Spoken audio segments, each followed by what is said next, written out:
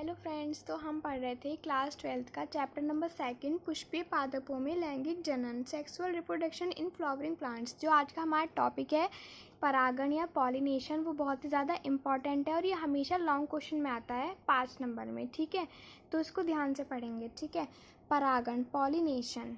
तो पहले हम पढ़ लेते हैं कि परागण होता क्या है। पराग कणों पॉलन ग्रेन का परागकोश एंथर से वर्तिकाग्र स्टिग्मा तक पहुंचने की क्रिया को पॉलिनेशन कहते हैं। अब देखो क्या होता है। जो फ्लावर होता है, मेरी फर्स्ट वीडियो है इस चैप्टर की, स्ट्रक्चर ऑफ एंथर, उसके लिए आपको ये वीडियो देखनी पड़ेगी। उसकी लिंक आपको डिस्क्रिप्शन बॉक्स में मिल जाएगी। तो देखो, जो एंथर होते हैं उनके अंदर क्या पाए जाते हैं, परागकण पॉलन ग्रेन पाए जाते हैं। और पॉलन ग्रेन जो होते हैं उसका किस वर्तिकाग्र मतलब जो फ्लावर है उसके अंदर ही हमारा पराग कोश पाया जाता है। फ्लावर के अंदर का पार्ट ही स्टिग्मा है, वर्तिकाग्र। और परागकण जो होते हैं वो किसके अंदर पाए जाते हैं, एंथर। तो आपको ऐसे याद रखना है कि पराग कोश भी फ्लावर का पार्ट है और वर्तिका स्टिग्मा भी फ्लावर का पार्ट है। और जो परागकण है वो पराग कोश के अंदर पाए जाते हैं। ठीक है, तो पराग कणों का पराग कोश से वर्तिकाग्र तक पहुंचना, मतलब जैसे ये पराग, ये हमारा समझ लो ये है एंथर, ये है स्टिग्मा, तो ये है परागकण। तो परागकण का एंथर से निकलकर स्टिग्मा तक पहुंचना ही क्या कहलाता है, हमारा पॉलिनेशन।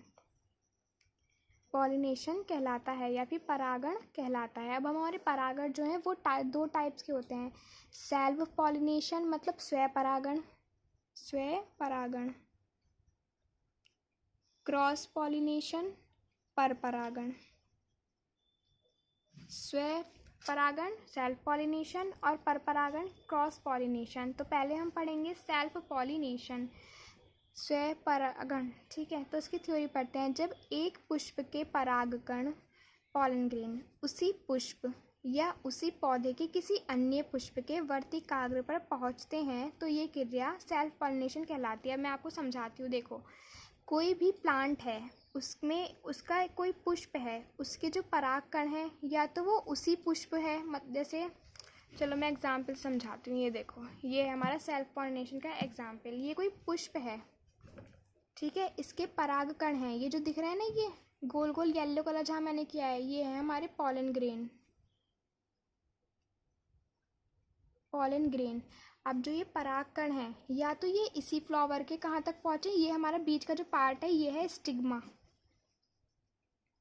एग्जाम्पल में इसकी नेबलिंग दी नहीं है, ये तो मैं आपको समझाने के लिए कर रही हूँ। ठीक है, तो जो हमारे इस फ्लावर के परागकण ये हैं, ठीक है, ये परागकण अगर इसी पौधे के स्टिग्मा पे पहुँचे, इसी फ्लावर के, ठीक है, क्या लिखा है, उसी पुष्प या उसी पौधे के किसी अन्य पुष्प।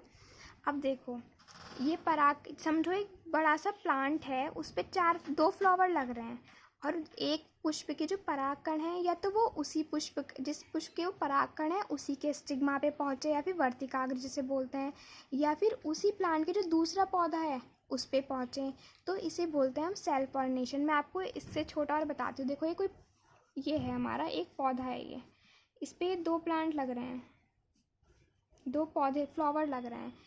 अब इस फ्लावर के जो परागकण हैं या तो वो इसी फ्लावर के स्टिग्मा पे पहुँचे या फिर इसके परागकण इस पे पहुँच जाएं, तो हमारा कहलाता है ये सेल्फ पॉलिनेशन। मैं आपको एक बार और अच्छे से समझा देती हूँ कि सेल्फ पॉलिनेशन क्या होता है। कि जो परागकण हैं वो उसी पुष्प, जिस पुष्प के वो परागकण हैं, या फिर उसी पौधे के किसी अन्य पुष्प पर पहुँच जाएँ तो उसे बोलते हैं वर्तिकाग्र पर पहुँचते हैं, तो यह क्रिया कहलाती है हमारी स्वयं पर परागण या सेल्फ पॉलिनेशन। ठीक है, अब आता है हमारा क्रॉस पॉलिनेशन, पर परागण।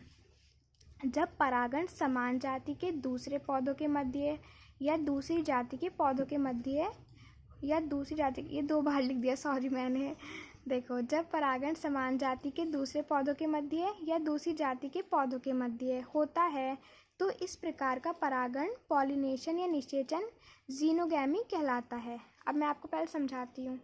देखो, जो क्रॉस पॉलिनेशन क्या होता है कि जब परागण जो हो रहा है वो बिल्कुल सेम जाति के पौधों के मध्य हो रहा है या फिर दूसरी जाति के, मतलब एक अलग है और दूसरा अलग है, या तो ऐसे प्लांट्स या फिर सेम प्लांट्स के मध्य हो रहा है, तो इसे बोलते हैं हम परागण या निषेचन। और जो क्रॉस पॉलिनेशन होता है ये क्या कहलाता है? जीनोगैमी, XENOGAMY, जीनोगैमी कहलाता है। इस परागण में दोनों पुष्प अलग अलग प्लांट पर रहते हैं। देखो सेल्फ पॉलिनेशन में एक कंडीशन थी कि उसी प्लांट के उसी पुष्प पे पहुंचेगा या फिर उसी प्लांट के किसी दूसरे पुष्प पे, लेकिन क्रॉस पॉलिनेशन में ऐसा नहीं होता है। क्रॉस पॉलिनेशन में क्या होता है, दोनों फ्लावर्स जो होंगे वो अलग अलग प्लांट पर लगे रहते हैं। ये पुष्प एक लिंगी व द्विलिंगी हो सकते हैं, कोई भी हो सकते हैं। वैसे जो मोस्टली जो क्रॉस पॉलिनेशन जिनमें होगा वो एक लिंगी भी हो सकते हैं और द्विलिंगी भी हो सकते हैं, लेकिन जो एक लिंगी पादप होते हैं उनमें मोस्टली क्या होगा, सिर्फ और सिर्फ क्रॉस पॉलिनेशन संभव होता है। अब देखो मैं आपको एग्जाम्पल समझाती हूँ। ये हमने थ्योरी में पढ़ा है कि समान जाति के होंगे या फिर दूसरी जाति के। एक फ्लावर ये हो गया, एक फ्लावर ये हो गया, किसी प्लांट पे लगे हुए हैं ये।